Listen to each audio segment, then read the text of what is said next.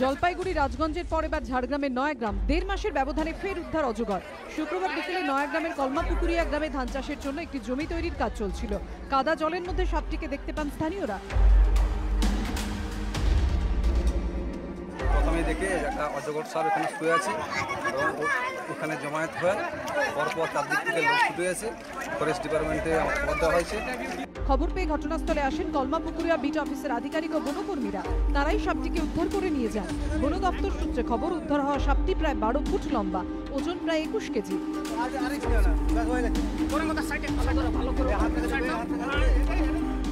গত ৪ জুন জলপাইগুড়ি রাজগঞ্জে এক ব্যক্তির উঠোন থেকে ৯ ফুট লম্বা একটি অজগর উদ্ধার করেন বনকর্মীরা।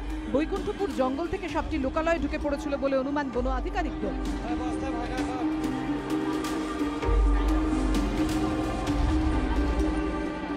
উদ্ধার হওয়া সাপটির শারীরিক পরীক্ষা করা হবে বলে জানিয়েছেন বন আধিকারিকরা। এরপরই সাপটিকে জঙ্গলে ছেড়ে দেওয়ার বিষয়ে সিদ্ধান্ত নেওয়া হবে বলে দাবি তাঁদের। অমিত জানার রিপোর্ট, এবিপি আনন্দ, ঝাড়গ্রাম।